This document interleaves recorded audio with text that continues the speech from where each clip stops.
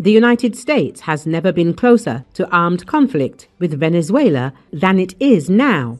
Currently, a heavily armed American flotilla is stationed off the Venezuelan coast, and dictator Nicolas Maduro is wanted by Washington. It is possible that the goal of the American maneuvers could be to overthrow the current regime in Venezuela, writes Axios.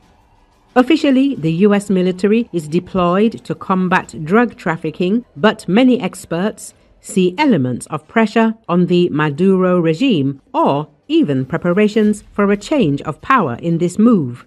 The U.S. contingent includes 7 ships, including 3 guided missile destroyers and a submarine, as well as 4,500 troops, including 2,200 Marines, which is unusual for operations aimed at combating drug traffickers.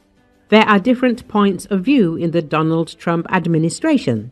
Some believe that this is a fight against narco-terrorism, while others see parallels with the capture of Panamanian President Noriega in 1989. At the same time, officials emphasize that the decision on further actions remains with the president, and Maduro should be in a panic.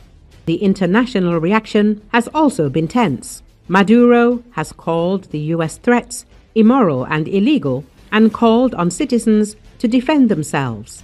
Colombian President Gustavo Petro has backed Maduro, arguing that the allegations against the Cartel of the Sun are a far-right fabrication and a pretext for U.S. intervention. Oil remains a key factor in Washington's relationship with Caracas. The U.S. has previously eased sanctions, allowing Venezuela to resume oil exports via Chevron. But policy toward Maduro is being shaped by Trump's allies, particularly Senator Marco Rubio, who sees the Venezuelan regime as a threat backed by Cuba. The U.S. administration hopes that Maduro will either go away on his own or be eliminated. Active interceptions of suspicious drug ships off the coast of Venezuela are expected. Airstrikes and the use of drones are possible. At the same time, many experts believe that a full-scale invasion is unlikely. Maduro was first indicated during Trump's first term as the head of the Cartel of the Sun drug gang, which the U.S. Treasury Department last month designated a foreign terrorist organization. A new expanded indictment could be forthcoming.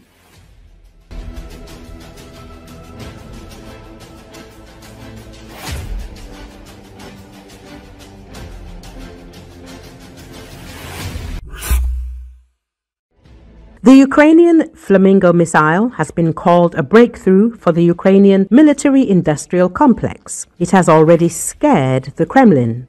Ukrainian military political observer of the information resistance group, Alexander Kovalenko, said in an interview with Charter 97 media outlet that here we are talking not only about the defeat of the near and middle rear areas on the territory of the Russian Federation, but also deep rear areas. The second point is a fundamentally more powerful warhead, a tonnage of 1,150 kilograms. To date, the only cruise missile, not land-based, but air-launched, which has such a powerful warhead, is the old Soviet Kh-22.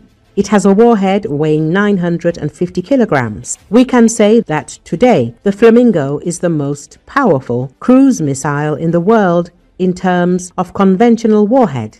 In addition, it should be noted that the Flamingo missile itself, unlike most subsonic cruise missiles that Ukraine and the world have, is a mobilization missile. It can be produced in large quantities, very quickly, and quite cheaply.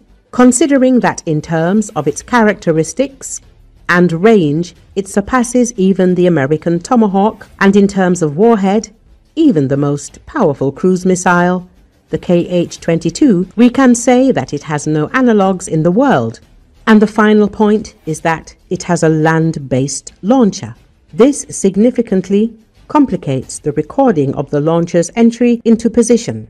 Most cruise missiles in the world are air or sea-based. For example, the Kh-101, Kh-555, caliber the American Tomahawk. These are mainly sea-based launchers, the same Arleigh Burke-class destroyers. When, for example, the Tu-95 takes off, we know about it in advance, he added. According to him, Ukraine can carry out operational and operational tactical tasks deep in Russia and sometimes even achieve strategic successes. 3,000 kilometers makes it possible to cover a large radius across the territory of the Russian Federation, where there are oil refineries, military airfields, military industrial complex enterprises, military units, and other facilities. The list of targets is very long. It is most likely possible to hit one of Putin's residences, but this missile is not an anti-bunker missile. For that, a concrete piercing warhead is needed. Some cruise missiles have these, but the Flamingo does not. In addition, we are talking about an area where there is an echeloned air defense. Moscow and the region where one of Putin's main bunkers is Novo-Ogaryovo is located. If we manage to discharge and exhaust the air defense with massive drone attacks, then we can try to strike with Flamingo. But I believe that eliminating Putin or striking the Kremlin are secondary tasks. The main goals are to undermine the military-industrial complex of the Russian Federation, oil refining, and deprive the budget of revenues from energy exports. Putin's removal will not have a cardinal effect on the war. His bunker is designed even for a nuclear strike. A conventional missile will not destroy it completely. It can damage it, block it for a while, but not eliminate it.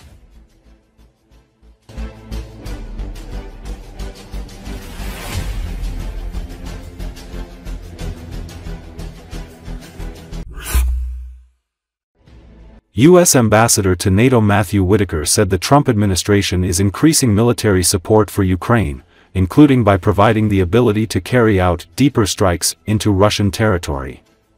Whitaker says a new shipment of weapons worth nearly $1 billion is already on its way to Ukraine. Washington also provides Kyiv with about $1 billion worth of weapons a month at the expense of NATO allies. President Trump is primarily concerned that Ukraine can continue to defend itself. Strengthening its strike capability will also help in offensive operations, Whitaker said. The diplomat noted that Trump, in parallel with military aid, is conducting behind-the-scenes negotiations with the Kremlin and continues to exert economic pressure on Russia. In his opinion, this strategy differs significantly from the actions of the previous Biden administration. President Trump knows all the cards he still has to play. But he also understands that he needs to keep Vladimir Putin at the negotiating table, as well as Zelensky. Will the result be immediate? Most likely, no. But the process is underway, and the parties are communicating. And that's good, he added. Whitaker said the U.S. is giving Ukraine the ability to strike deeper, that was not available under Biden. This is not Donald Trump's war, but he is trying to stop the killings and attacks on Ukrainian cities, the ambassador stressed. Recently, the U.S. State Department approved the sale of 3,350 ERAM long-range air-launched cruise missiles to Ukraine for a total of $825 million. The announcement of the proposed $825 million sale comes as diplomatic efforts to end the war have yet to yield a result and following a deadly night of Russian strikes on the Ukrainian capital. It was announced after President Donald Trump met this month with Russian President Vladimir Putin and separately with Ukrainian President Volodymyr Zelensky. Although the Trump administration has approved a number of sales of equipment to sustain existing weapons, this appears to be the first major arms sale of new weapons to Ukraine announced by the administration.